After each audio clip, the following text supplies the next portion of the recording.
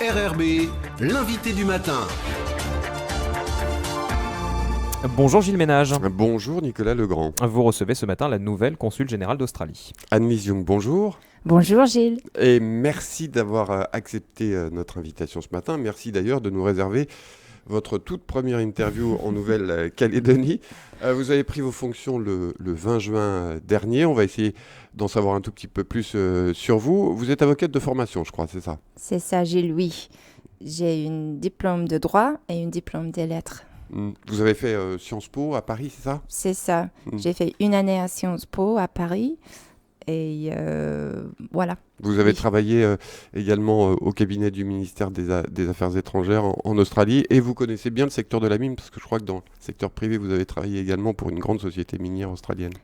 C'est vrai.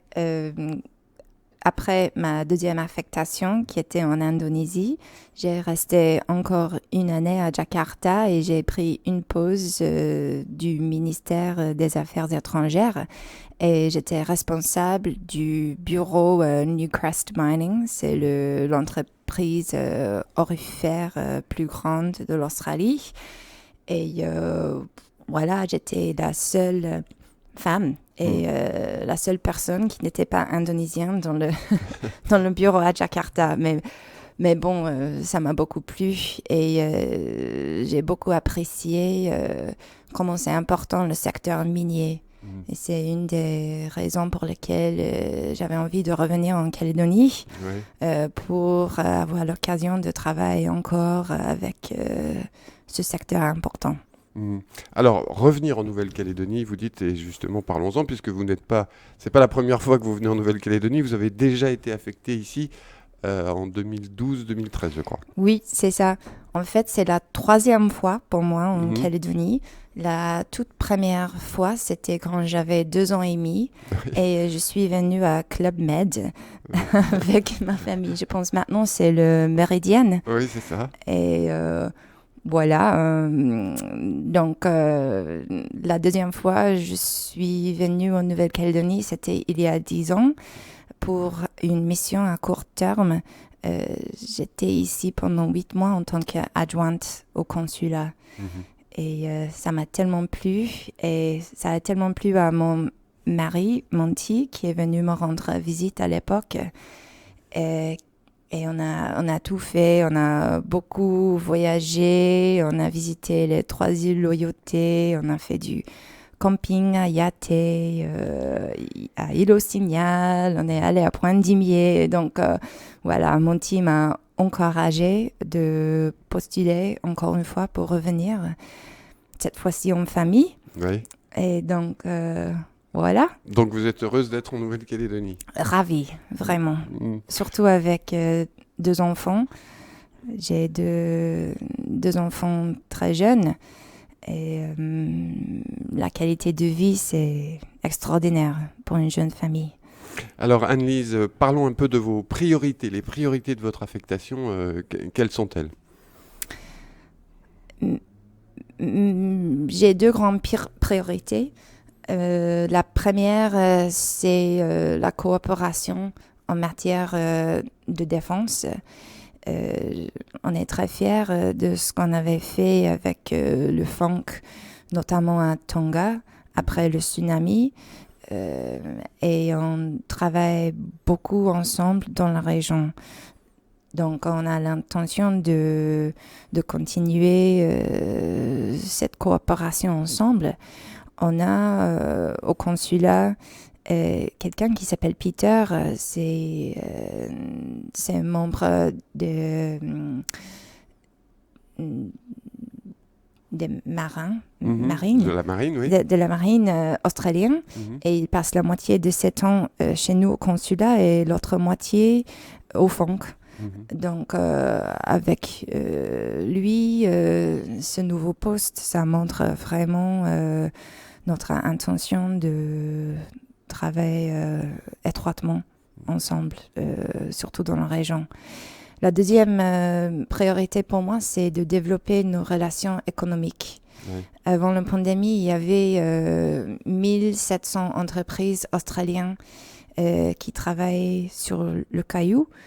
Et il y a des occasions, surtout dans le secteur minier, et des occasions très intéressantes pour faire des batteries pour les voitures électriques. Je connais 2 entreprises australiennes qui s'intéressent à investir là-dedans, ici. Il y a le secteur touristique aussi, dont on peut dire un mot, puisque tout le monde se demande s'il va y avoir à nouveau des croisiéristes, il va y avoir à nouveau des bateaux.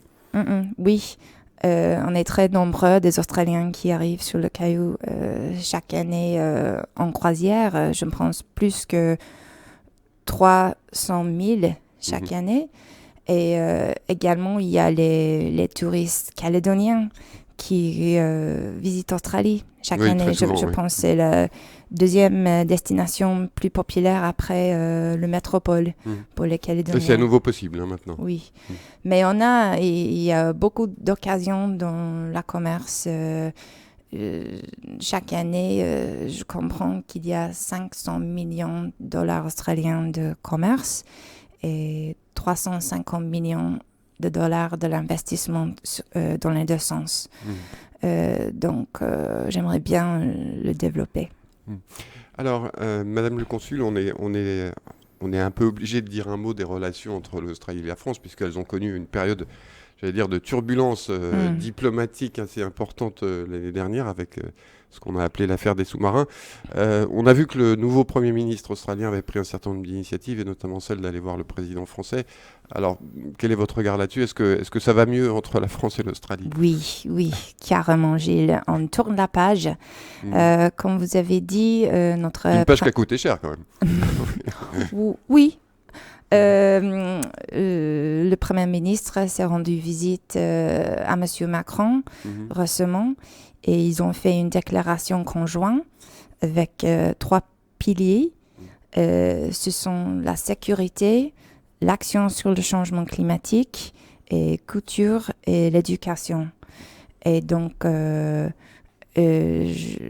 avec l'OCREA ici, on va travailler ensemble sur la feuille de route. Moi-même, j'ai pu insérer une référence dans la déclaration à la section internationale australienne qui est enseignée ici pour le bac. Et on aimerait bien que ça va être plus courant aux métropoles aussi pour le bac là-bas. Il y a également notre ambassadrice australienne à Paris qui vient sur le territoire fin août. Et donc, oui, on a des belles projets à avancer ensemble. Bon. Un mot du Forum des îles du Pacifique. On sait qu'il y a énormément d'inquiétudes dans la région en ce moment sur l'expansion économique de la Chine. Il y a des inquiétudes notamment côté australien, du côté des îles Salomon. Quel est votre regard là-dessus ? Est-ce que c'est une réalité ? Est-ce qu'on parle un peu trop ? Est-ce qu'il faut justement que les États se regroupent pour contrer ce genre d'expansion ? Alors, c'est vrai qu'on vit une période de changement géostratégique. Ça, c'est clair. Quant à la Chine, notre ministre des Affaires étrangères, Madame Penny Wong, a rencontré son homologue Wang Yi à Bali la semaine dernière pour la première fois dans 3 ans. Elle a dit que c'est important de stabiliser les relations avec la Chine, et la Chine est notre premier partenaire commercial. On a une relation complexe mais très importante avec la Chine. Quant à le FIP qui vient de finir hier, on a actuellement notre Premier ministre, M. Albanese, et notre ministre des Affaires étrangères, Madame Penny Wong, et notre ministre pour le Pacifique, qui sont tous les 3 à Fidji pour le FIP.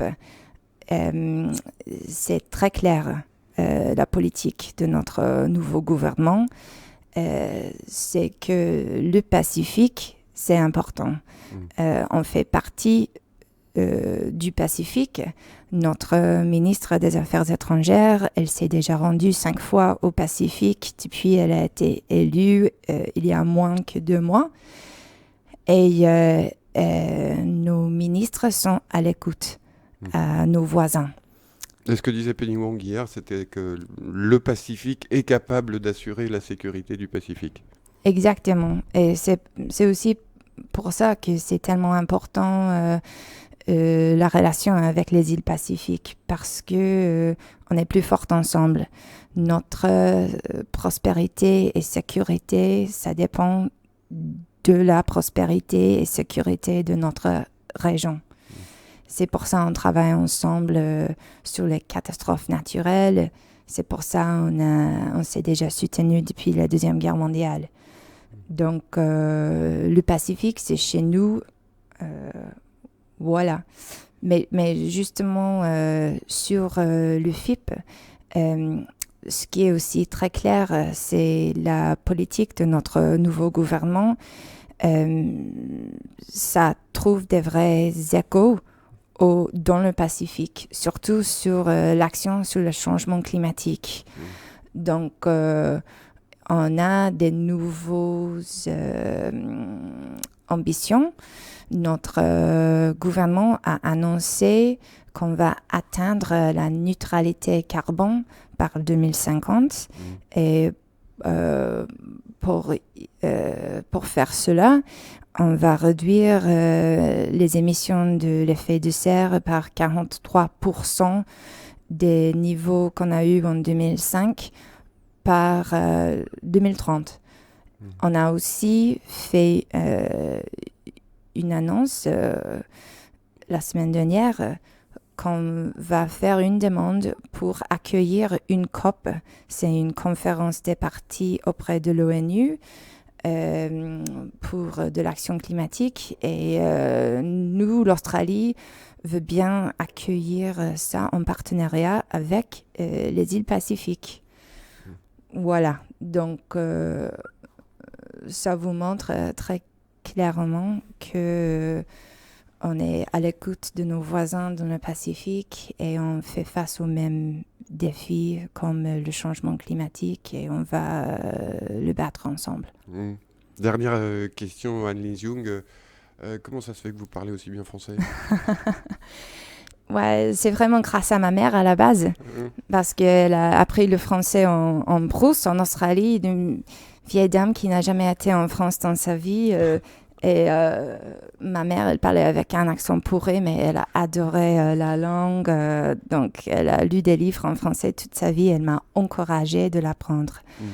Ensuite, comme vous savez, Gilles, je viens de vous dire que je suis sortie avec un Français pendant 3 ans. Donc, c'était aussi grâce à ça que j'ai appris tout l'argot. Comment ? Lui, il parlait pas un mot d'anglais, c'est ça ? C'est ça. Annelise Young, nouvelle consul générale d'Australie en Nouvelle-Calédonie. Merci d'avoir été avec nous ce matin. Merci Gilles.